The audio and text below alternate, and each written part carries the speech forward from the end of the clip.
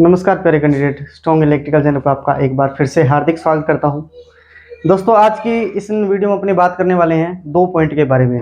Most important point है, जैसा कि आपने थंबनेल पर देखा होगा। पहला पॉइंट ये है कि यूपीपीएससी टीजी2 की जो एग्जाम होने वाला है, एग्जाम डेट के बारे में। दूसरा ये है कि अब थोड़े दिन बचे हैं तो इसकी तैयारी कैसे करें। ठीक है, फाइनल रणनीति मैं आपको बताऊंगा। तो दोस्तों, आपके व्हाट्सएप पर और टेलीग्राम पर भी कई तरह के मैसेज आ रहे थे कि भाई कोई बोल रहा है, भाई सर बोल रहा है कि यूपीपीएससी की कोई एग्जाम डेट के बारे में कुछ बता दो कि यूपीपीएससी एग्जाम कब होगा। पिछली वाली वीडियो में भी कमेंट आ रहे थे, तो उन्हीं कमेंट को मैं लेते हुए सभी के बारे में चर्चा करेंगे। तो मैं आपको बता देता हूँ कि ये जो एग्जाम डेट मैं बताने जा रहा हूँ ये टेंटेटिव है। ठीक है, संभावित है। मेरा अनुमान है ये। ठीक है, अभी यहाँ तक हो सकता है। और उसके बाद अपनी चर्चा कर लेते हैं कि पिछली बार मैंने जो चंडीगढ़ एएलएम की अभी रिसेंटली आपको बताया वैकेंसी चल रही थी, तो उसका जो मेरिट बताया था मैंने, अभी इतनी फाइनल मेरिट जा सकती है। उसके अंदर बुरे भी कमेंट आए थे, अच्छे भी कमेंट आए थे। ठीक है, कि किन्होंने एक्सेप्ट भी किया है और किसी किसी ने अनएक्सेप्ट भी किया है। तो आपका विचार क्या रहेगा, जरूर बताना कमेंट करके भी ये संभावित है या नहीं है। और मैं जो ये वीडियो बनाता हूँ, मैं कह रहा हूँ कि 5 दिन से मैं इस एग्जाम के बारे में, इस वीडियो के बारे में सोच रहा हूँ, कि पूछताछ भी कर रहा हूँ। लगभग मेरे को 5 दिन हो गए। ठीक है, कि कभी इधर से पूछा, कभी उधर से पूछा, आपके लिए सिर्फ कि भाई इसका कोई आपके पास कोई इन्फॉर्मेशन है तो दीजिए, हम हमारे स्टूडेंट या हमारे दोस्त को बता सकें वीडियो के माध्यम से। तो उन्होंने बताया है कि इस प्रक्रिया से ये प्रोसेसिंग है, तो पूछताछ के 5 दिन लग गए लगभग मेरे को। ठीक है, तो आज देखो इस वीडियो में अपनी बात करने वाले हैं कि इसका जो एग्जाम डेट है कब आएगी। क्योंकि आपको पता है वैकेंसी को आए हुए बहुत टाइम हो गया दोस्तों, तैयारी करके मेरे को पता है आप थक गए हो बिल्कुल। देखो अब क्या है, जल्दी से जल्दी परीक्षा देने वाले हो। ठीक है, अब देखो, अब मेरे को जानकारी ये मिलती है कि जब मैं पूछताछ करता हूँ उनसे यह मिलता है कि जो यूपीपीएससी टीजी2 का एग्जाम है, ठीक है, इन्होंने जब वैकेंसी निकाली थी, अब तब इन्होंने बोला था कि एग्जाम डेट के बारे में ही बताऊंगा दोस्तों। ठीक है, ध्यान से सुनना। क्या सुनना? ध्यान से सुनना। एग्जाम डेट के बारे में बताऊंगा। देखो, इन्होंने जब वैकेंसी निकाली थी तब इन्होंने बोला था कि जो इसके अंदर एक और आता है UPRVUNL। ठीक है, 2022। ठीक है, इन्होंने बोला था कि पहले हम किसका एग्जाम लेंगे, पहले हम इसका एग्जाम लेंगे। किसका? UPRVUNL का। दोस्तों, किसका एग्जाम लेंगे? पहले हम क्या करेंगे, इन्होंने बोला था कि पहले इसको छोड़ दो दोस्तों, इसको नहीं, इसका एग्जाम लेंगे। ठीक है, अब इसका एग्जाम लेंगे, फिर इसका क्या हम निकालेंगे रिजल्ट, इसका रिजल्ट निकालेंगे RUSULT। ठीक है, इसको छोड़ दो, इसको कुछ उसकी उसके बाद की प्रोसेसिंग होगी, पहले हम इसको लेंगे। ठीक है, पहले हम एग्जाम कराएंगे इसका, फिर हम इसका रिजल्ट लेंगे, और फिर हम इसका क्या करेंगे, डॉक्यूमेंट वेरिफिकेशन करवाएंगे। ठीक है, डॉक्यूमेंट वेरिफिकेशन करवाने के बाद हम इनको ज्वाइनिंग दे देंगे। ठीक है,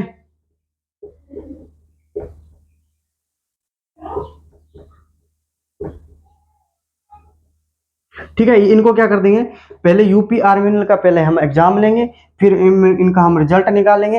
रिजल्ट निकालने के बाद इनका डॉक्यूमेंट वेरिफिकेशन करवाएंगे। डॉक्यूमेंट वेरिफिकेशन के बाद इनको ज्वाइनिंग देंगे। ज्वाइनिंग देने के बाद ये इसका लफड़ा खत्म हो जाएगा। ठीक है, इसका लफड़ा खत्म होते ही फिर ये किस पे आ जाएंगे, यूपीपीसीएल पे आ जाएंगे। ठीक है, यूपीपीसीएल पर फिर इसका एग्जाम लेंगे, इसका रिजल्ट निकालेंगे, इसका डॉक्यूमेंट वेरिफिकेशन करवाएंगे और इसका ज्वाइनिंग दे देंगे। दोस्तों, अभी तक देखो ये प्रोसेसिंग, इनकी जो प्रोसेसिंग कहां तक पहुंची है, इनकी जो प्रोसेसिंग है, एग्जाम हो गया, रिजल्ट आ गया, डॉक्यूमेंट वेरिफिकेशन कितने को है, ये टेंटेटिव डेट मैं बताऊंगा आपको। ठीक है, एक बार इसको इरेज कर लेता हूं ना, फिर आपको टेंटेटिव डेट है जो मैं आपको बताने की कोशिश करूंगा। देखो, इनका जो डिपार्टमेंट है UPRVNL का, देखो ये क्या है, इन्होंने इन्होंने एग्जाम लिया। ठीक है, एग्जाम लिया। एग्जाम कब लिया दोस्तों? एग्जाम इन्होंने लिया दिसंबर के अंदर। ठीक है, दिसंबर के अंदर 2022 के अंदर। ठीक है, 2022 के अंदर इन्होंने एग्जाम लिया। ठीक है, एग्जाम के बाद इन्होंने क्या निकाला, रिजल्ट निकाला। इन्होंने रिजल्ट निकाला, तो रिजल्ट कब निकाला दोस्तों? इन्होंने रिजल्ट निकाला फरवरी के अंदर। ठीक है, फरवरी के अंदर आपकी जो आई थी 2023 के अंदर। ठीक है, फरवरी के अंदर रिजल्ट निकाला। और देखो कितना कितना टाइम हो गया, यहाँ पे 2 मंथ लग गया कम से कम। ठीक है, 2 मंथ लग गया, अपने को 2 माह का समय लग गया क्या, इनको रिजल्ट निकालते निकालते। देखो, उसके बाद इन्होंने डॉक्यूमेंट वेरिफिकेशन के लिए साथ ही टेंटेटिव डेट इन्होंने बता दी कि इस तारीख को आप डॉक्यूमेंट वेरिफिकेशन के लिए जाओगे, 4 मार्च को। दोस्तों, 4 मार्च 2023 को इन्होंने बोला था कि हम आपको जो भी सिलेक्ट हुए हैं डॉक्यूमेंट वेरिफिकेशन के लिए वो जाएंगे डॉक्यूमेंट 4 मार्च को। ठीक है, अब देखो ये महीना कौन सा चल रहा है, 5वां महीना चल गया दोस्तों। ठीक है, अप्रैल मई चल गई दोस्तों। ठीक है, अब देखो आज क्या तारीख होगी, क्या तारीख होगी आज वैसे, देखो 6 मई हो गई है। ठीक है, अब देखो 6 मई 2023, देखो कितना टाइम हो गया इनकी। अब देखो 6 मई होगी, तो मैं संभावित कह रहा हूँ इतना टाइम इन्होंने लगा दिया। यहाँ कितना लगा दिया, 1 मंथ लगा दिया। 1 मंथ को इन्होंने डॉक्यूमेंट वेरिफिकेशन करते करते लगा दी। अब देखो इनको जब यहाँ तक ये प्रोसेसिंग चल गई है, यहाँ तक मेरा मानो कि यहाँ तक डॉक्यूमेंट वेरिफिकेशन इस तारीख को डेट को हो चुका है, मान लो यहाँ से 10-20 दिन आगे भी हो सकते हैं। उसके बाद देखो इन्होंने क्या है, उसके बाद देखो अब देखो कितना टाइम और लग सकता है इनका जो ज्वाइनिंग करने में, क्या कि इनकी जो ज्वाइनिंग करने में कितना टाइम लग सकता है। तो देखो दोस्तों, अब देखो यहाँ पे अपनी बात कर लेते हैं इसके बारे में कि देखो इसकी जो संभावित डेट है फिर कितना टाइम लगेगा। तो इसका जो एग्जाम हो सकता है मेरे हिसाब से, एग्जाम एग्जाम कब हो सकता है इसका दोस्तों, देखो देखो यहाँ तक ये ज्वाइन, यहाँ से इसका डॉक्यूमेंट वेरिफिकेशन हो गया, डॉक्यूमेंट वेरिफिकेशन होते से 1 महीना मान लो ज्वाइनिंग को लग गया। ठीक है, 1 महीना या 1.5 महीना भी लग जाता है, कई बार ज्वाइन नहीं करते हैं, ये दोबारा बुलाते हैं ज्वाइनिंग कर लो ज्वाइनिंग कर लो, पर बच्चे ज्वाइन कहीं और सिलेक्ट होते हैं, इसी कारणवश ज्वाइनिंग नहीं होती। तो एग्जाम देखो कब हो सकता है, तो मेरा जो संभावित, अगर मैं फिर कह रहा हूँ दोस्तों, आपका क्या मानना है, आपकी राय जरूर कमेंट करना। ठीक है, कि ये सही है या नहीं है, इसी हिसाब से चलते हुए कैलकुलेट करते हुए अपने करते हैं तो सही है कि नहीं है। देखो अब मई महीना चल रहा है, देखो मई है, तो देखो आपको ये जो एग्जाम है, अब देखो आज 6 मई होगी। ठीक है, अब 15 मई के तो बाद ही होगा, ये संभव है। ठीक है, अब देखो 15 मई से लेकर ये अगला मंथ जून। ठीक है, जून पूरा महीना, क्या है, जून पूरा महीना, जून पूरा महीना खा जाएगा दोस्तों। यहाँ तक हो सकता है इसका एग्जाम। एग्जाम कब हो सकता है भी, मई, आधा मई ले लो, आधा मई ना हुआ, अगर मई में भी ये थोड़े डिले होते हैं, किसी कारणवश डिले होते हैं, तो कब हो सकता है फिर मई में पक्का ही है दोस्तों, मई में है क्या, पक्का ही है मई में। देखो कब है एग्जाम डेट इसकी, एग्जाम, और बाकी ये जो संभावित है हो सकता है कि कल ही आ जाए।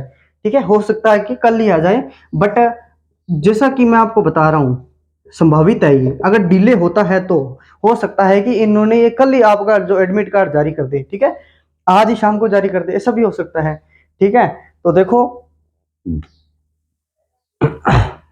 तो देखो कि एग्जाम यहाँ तो मई में होगा, हाफ मई में, या होगा जून के अंदर। ठीक है, बस आपके पास थोड़ा वक्त और है, कम से कम कितने हो गए, 30 और 15, 45 दिन से लेकर 50 दिन आपके पास और है दोस्तों। कितने दिन है, 45 दिन से लेकर 50 दिन आप और है अपने के लिए। ठीक है, मई में हो सकता है या जून में हो सकता है, बस इससे ज़्यादा डिले नहीं होगा, क्योंकि देखो डिपार्टमेंट में क्या है, जो रिक्वायरमेंट है निकाली थी उन्होंने, उनको कंप्लीट भी करना होता है दोस्तों, सब कुछ प्रोसेसिंग इनको देखी जाती है। तो अगर आप उसके बाद देखो तैयारी कैसे करनी है आपको, फाइनल रणनीति बताएंगे।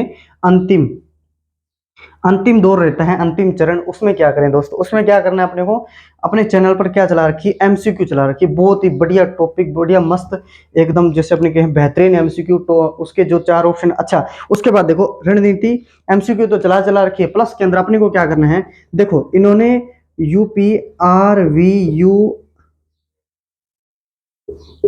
इसका एग्जाम हो गया था। ठीक है, कब हुआ था, फरवरी के अंदर, फरवरी 2023 के अंदर इसका एग्जाम हुआ है। ठीक है, जितनी भी शिफ्ट है, जितने भी शिफ्ट के अंदर ये एग्जाम हुआ है, जितनी भी शिफ्ट के अंदर ये एग्जाम हुआ है, इसके सारे पेपर पढ़ लेना दोस्तों। ठीक है, UPRVN के अंदर अपने वो बोलते हैं ना, क्या बोलते हैं, मतलब इसका UPRVN के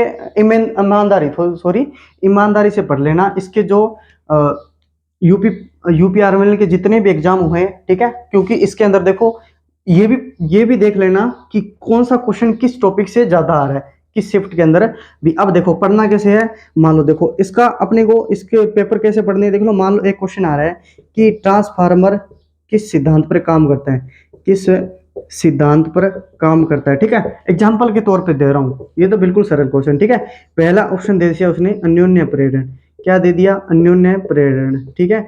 दूसरा ऑप्शन ये देगा कि सप्रेरण, सप्रेरण। और उसके बाद फैराडे का विद्युत चुम्बकीय प्रेरण, फैराडे का दाएं हाथ का नियम, ठीक है, दाएं हाथ का नियम, ठीक है। और डी नंबर ऑप्शन कह रहा है वो लेंज का नियम, लेंज के नियम पर। तो सभी को पता है, ये तो सिंपल क्वेश्चन है। देखो मान लो इसका तरह क्वेश्चन उसने यूपी आर्मी के अंदर दिया, मान लो, ठीक है। अब देखो इसका क्वेश्चन क्या होगा, ए नंबर होगा। आपको तैयारी कैसे करनी है, ए नंबर हो गया। अब देखो 2 नंबर ऑप्शन क्या कह रहा है, ये 2 नंबर ऑप्शन कहाँ काम में आ रहा है, ठीक है, कहाँ काम में आ रहा है, ये ऑटो ट्रांसफार्मर के लिए।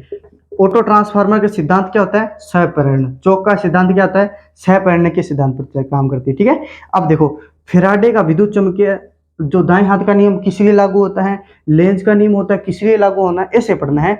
इस क्वेश्चन को, इस चारों ऑप्शन को हल करते हुए अपने को क्या करना है, इस क्वेश्चन को, पूरे क्वेश्चन को हल करना है दोस्तों, ऐसे हल करना है अपने को, तैयारी ऐसे करनी है। यूपी आर्मी के जितने भी एग्जाम हुए हैं उनको सभी को एकदम अच्छी तरीके से ईमानदारी से क्लियर करते हुए, डाउट को क्लियर करते हुए आगे नेक्स्ट क्वेश्चन की तरफ बढ़ते जाना है, ठीक है। अब देखो उसके बाद अपनी क्या करनी है, देखो अब देखो उसके बाद अपने एमसीक्यू जितने भी आपसे हो सके, क्या हो सके, एमसीक्यू जितने भी आपसे। अब देखो एक्स्ट्रा पढ़ने की कुछ जरूरत नहीं है, ठीक है, जितना आपने पढ़ लिया बहुत है। अब देखो एमसीक्यू जितने भी हो सके किसी के चैनल पर, ये मैं नहीं, ये नहीं कह रहा हूँ कि मेरे चैनल पर खुद पे, ठीक है, और भी बहुत चैनल है, ठीक है, बड़े बड़े यूट्यूबर्स हैं, ठीक है, उनसे ये एमसीक्यू की चैनल पढ़े, ठीक है। अपने भी एमसीक्यू सीरीज चला रखी है, अगर आप देखते हैं तो बढ़िया है, ठीक है। एमसीक्यू की जितने भी हो सके, एमसीक्यू हर चैनल पे लाइव आए तो लाइव, रिकॉर्डेड क्लास आए तो रिकॉर्डेड, ठीक है। जितने भी एमसीक्यू हैं बुक के पीछे हैं, बुक के आगे हैं, बुक के अंदर हैं, यूट्यूब पे कहीं पे मिल रहे हैं आपको, ठीक है। एमसीक्यू टॉपिक वाइज, ठीक है, जैसे कि ट्रांसफार्मर आपका टॉपिक क्लियर है, ठीक है, तो ट्रांसफार्मर के, देखो ट्रांसफार्मर के लगभग आपको जितने आप पढ़ोगे ना उतने आपको मिलेंगे, मतलब इसके ट्रांसफार्मर के इतने एमसीक्यू आपको मिलेंगे हर जगह पे कि आप इसका अंदाजा नहीं लगा सकते ट्रांसफार्मर के एमसीक्यू, ठीक है। 10,000 प्लस एमसीक्यू इसके मिल सकते हैं ट्रांसफार्मर के, मेरा ये आंकड़ा है, क्योंकि ये एक छोटी सी युक्ति है। अपने क्या इलेक्ट्रिशियन के अंदर 4 लाइनें हैं, ठीक है, कोई भी ट्रांसफार्मर युक्ति है। अब देखो पहले ये कह रहा है कि स्टेप डाउन करने के लिए उपयोग लेते हैं, स्टेप अप करने के लिए हर लाइन के अंदर अपने एक क्वेश्चन बन जाता है, ठीक है, इलेक्ट्रिशियन थ्योरी के अंदर ये क्वेश्चन बन गया, इसकी लाइन बन गई, इसका लाइन बन गई, ठीक है, ये कोई लाइन पढ़ रहा है तो उसका हर एक लाइन का क्वेश्चन बन जाता है अपनी इलेक्ट्रिशियन ट्रेड के अंदर, ठीक है। तो क्या करना है, एमसीक्यू पर ज्यादा जोर देना है, एक्स्ट्रा पढ़ने की कोई ज्यादा जरूरत नहीं है। उसके बाद अपने को प्रैक्टिस करनी है, ठीक है। प्रैक्टिस कैसे करोगे, टेस्ट सीरीज लेकर, ठीक है, टेस्ट सीरीज लेनी है, ठीक है। टेस्ट सीरीज लेकर अपने प्रैक्टिस कर सकते हैं इसके लिए कि अपनी जो तैयारी है कितनी है। उसके बाद कंप्यूटर की बात करें, ठीक है, संगणक, ठीक है, संगणक। उसके बाद कंप्यूटर की बात करें तो कंप्यूटर की भी अपनी जब इसका फाइनल डेट आ जाएगी उस समय तैयार करेंगे, क्या है, एमसीक्यू की, जो कि आपकी वो है ना डिमांड है कि कंप्यूटर की एमसीक्यू भी आप लोगों को अपलोड करवाएं, तो कंप्यूटर की भी जरूर आपको अपलोड करवाएंगे। एक बार थ्योरी के पढ़ लीजिए, थ्योरी का रिवीजन कर लीजिएगा। कंप्यूटर में तो आपको केवल क्वालिफाई करना है, ठीक है, 50 क्वेश्चन आएंगे आपको पता है ना, क्वालिफाई करना है और इसके हिसाब से मेरिट बनेगी, ठीक है। टेक्निकल और नॉन टेक से ही मेरिट बनती है दोस्तों में, तो इसको ज़्यादा कवर करें, आपको पता है ये तो क्वालिफाई है, आसानी सिंपल से हो जाएगा, आपको पता है ना। तो देखो इसके हिसाब से मेरिट बननी है, नॉन टेक्निकल टेक्निकल को कवर करें, टेस्ट सीरीज खरीद लें कहीं से, अपनी प्रैक्टिस करें, एमसीक्यू ज़्यादा से ज़्यादा पढ़ें, ठीक है। हर हर क्वेश्चन अपने, ठीक है, हर क्वेश्चन अपना वो अपने आप में क्या होता है, महत्वपूर्ण होता है, ठीक है दोस्तों। एग्जाम की डेट मैंने बता दी है, और ये मैं फिर बता दूं दोस्तों, टेंटेटिव है, संभावित है, मेरा जो अनुमानित आंकड़ा वो कहता है, ठीक है। आपकी राय क्या है जरूर दोस्तों कमेंट करके बताना, और चैनल पर पहली बार विजिट कर रहे हैं प्लीज़ चैनल को सब्सक्राइब कर दें। वीडियो के डिस्क्रिप्शन में टेलीग्राम ग्रुप का लिंक मिल जाएगा, हमारे टेलीग्राम ग्रुप पर जाके जरूर ज्वाइन हो जाइए, और वीडियो अच्छी लगे तो प्लीज़ लाइक और एक अच्छा सा कमेंट आप मेरे लिए जरूर कर दें। धन्यवाद, आज के लिए इतना ही।